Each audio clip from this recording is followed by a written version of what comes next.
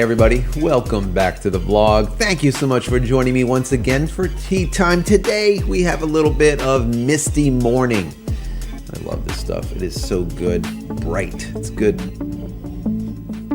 If you want to pick up any of these, go over to darkmoonteas.com or you can go over to my website, JCristina.com. Either which way, I'm getting to the bottom of this cup. I'm going to have to go and brew some more.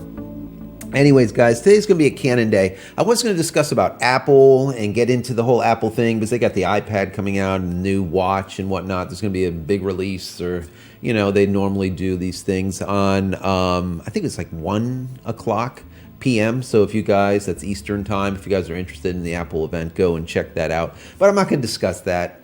It seems like more of the same all the time. I want to get back into Canon a little bit today. I saw something that reminded me of about, I think it was like 2019. Canon was coming out with, or was proposing coming out with, a camera that would be, let's just say, a carry-around type of thing, but doesn't look like any camera that they have ever made. And they wanted to call it the PowerShot ZOOM, I believe. And let me go and bring this up on my screen so you can see this. So this right here was what Canon Watch had online. This was July 4th, 2019. So you're looking just over a year ago. And they were talking about some patents. And as you can see here, that thing looks pretty wild, right? That's what the camera was supposedly going to look like. And here's some figures that they did with what the concept was internal to the camera and how they worked it. Now, when I saw this pop up on my feed, as you can see here, once again, Canon Watch has it, but this time it's actually coming out. And as you can see here, it says Canon unveils the PowerShot ZOOM, a crowd-funded concept camera, 100 to 400 millimeters. I'm like, wow, they're actually going to do it? That is really kind of cool. Now look at what this looks like, right? Very neat, definitely very neat. So when I was looking through this, I'm like, wow, it looks pretty cool, but now who's going to use this camera? Is this something that you and I are going to buy, or what would be the purpose of this camera? Now, what I'm understanding here is it's only going to be released in Japan for now. And being that it's crowd-funded, so it's basically like a GoFundMe type of thing, but their own version of it. Let me see if I can bring that up here. And then what we'll do is we'll get into some of the specs too. So here's the crowd-funded, GoFundMe, whatever, Japanese site. And as you can see here, we have, what, 955 people so far have supported this project, and 21 days remain, and we have, what is it, 30 million yen. 284, let's call it $285,000 have been raised so far for this crowd-funded, let's call it Canon new camera concept or whatever. It's basically like a handheld telescope or something. Let's go down to the specs and see what goes on here. So we have a CMOS sensor that is 12.1 megapixels. It is a 1/3 inch sensor, 10 frames per second. The ISO is 100 to 3200. It goes from 100 to 400 millimeters f5.6 to 6.3 IS, so that is image stabilized. It will do 800 millimeter digital zoom, 1080p at 24 frames per second. It has face recognition, AF, optical image stabilization. It does, of course, have that microSD slot, USB-C, and it weighs in at 0.3 pounds with a grand total of $300, guys. $300 for this camera. What I find interesting here is, like I said, who uses this? But when I saw the sensor size as being a 1/3 sensor size, 1/3 sensor size, that is small. Check this out. Now this goes from medium format all the way down to 1/3 sensor size, as you can see down here. 1/3. It is tiny. Just to give you perspective, this right down here, right next to it, that's an iPhone sensor, just so you have an idea. So it's just slightly smaller than an iPhone sensor. But I guess that kind of makes sense. It looks like this camera would be more for someone that is going to just have something to carry along with them. It looks like it would be very rugged, probably be really water sealed. It looks waterproof almost, but it would be like that walk around that you'd strap around your neck and be able to zoom in on things. Now remember, the sensor is almost the exact same size as an iPhone sensor. So you're probably going to get a similar type of images out of it, but with extra reach. So it's going to have a reach of 400 millimeter, digital at 800. To me, you can take digital, just chuck it in the garbage. I mean, if you absolutely needed it, you can use it. But what the actual lens will do is 400 millimeters. And it makes sense because it is an elongated type tube. So, you know, now they do have a video here. Let me try playing this video, see if this even works. Let me go to my screen here. Here we go.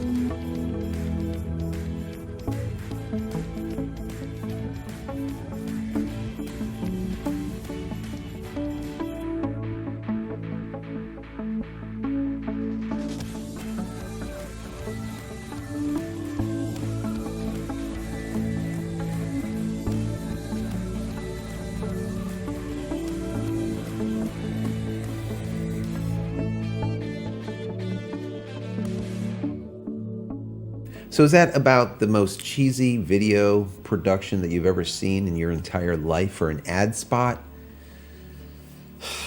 Well, just think of it, it is a crowd-funded type of thing. We're not talking about getting it out to everyone as of yet, but still, they could have done a little bit better on that video.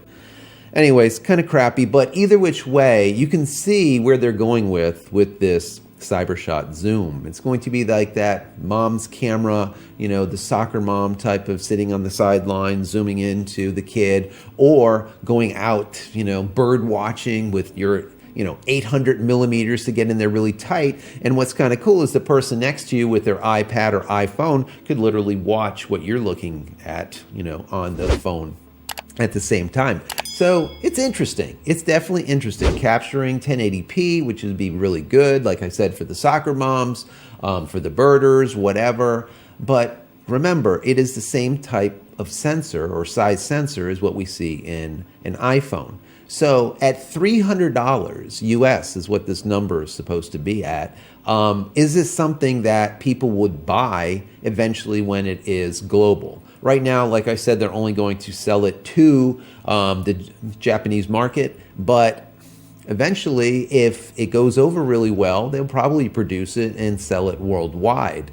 So I find it interesting that they're crowdfunding a camera, Canon, a company that has billions of dollars. They're crowdfunding something. And I think that it's a pretty smart thing to do because a lot of companies have been doing this lately. They're almost using these crowdfunding sites as advertising vehicles, all right? A means of getting the product out there to a lot of people, all right? But in this case, I mean, we're seeing like 20-some days left with only 955 supporters so far. That's kind of abysmal, if you ask me. So I don't know where they're going to go with this. I kind of want to ask you, you know, is this something that you would be interested in?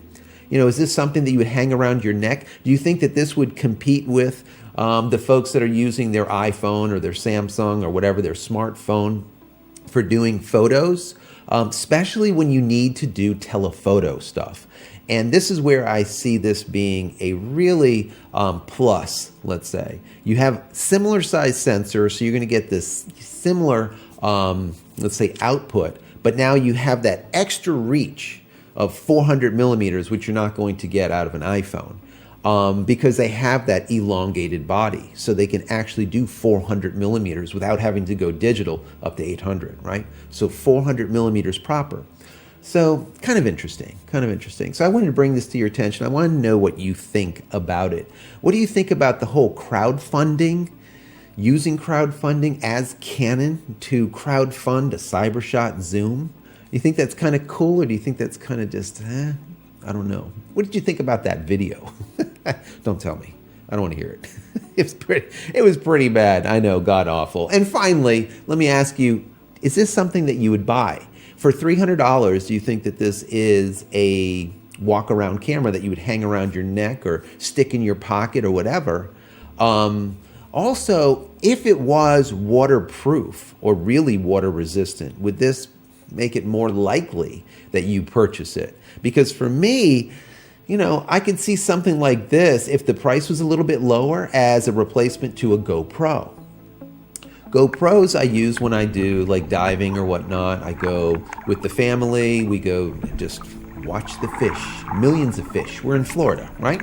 So we can literally go to coral reefs and watch just hundreds of thousands of fish of every type of make and color. All right, so it's a lot of fun, but this would be kind of cool to be able to zoom in at, let's say, 400 millimeters. You can be a little bit further away. You don't have to get on top of them and to get really, really good pictures. In comparison to right now, I use a GoPro. So this could be something that I would look into if that price was just right. Now remember, the GoPros are not too much cheaper. You know, $300 is $300. It's not that much. So what do you think? All right, what do you think? Before I get out of here, don't forget, if you haven't picked up my ebook, go pick it up. 10 tips at making tack-sharp images. There's something in there for amateurs, pro-ams, as well as professionals. Check it out over at JCristina.com/ebook. Once again, JCristina.com/ebook. Pick it up. And please subscribe to the channel if you like this or any of the other 400 videos I've come up with in the last year and a half. Go check them all out. There's a lot of good stuff in there in the archives. Check it out. If you like it, please subscribe to the channel. And if you got anything out of this video, please throw it a big thumbs up. That helps with the YouTube gods and the algorithm and whatever else to get people to find my videos. So please do that. And if you are subscribed, click this little bell icon over here so you'll be notified. That is like the notification button or notification bell. Click on it, and then whenever I go live or when there's a new video that comes out, you will be notified of it. So go click on that. Notifications haven't been working really well as of yet. They've been working on them over there with YouTube. I don't know what has gone on, but the last month, notifications has just been abysmal. I don't know what's going on. Anyways, finally, head over to my website, JCristina.com, where you can find all the photography tools I've invented for you and me over the years, and hopefully there's something there that you might like. And if there is, please pick it up and support me and my family. That would be awesome. That's it, guys. I'm out of here for yet another short vlog today. We'll see you in the next one. Many blessings to you and your family. Stay safe and stay healthy.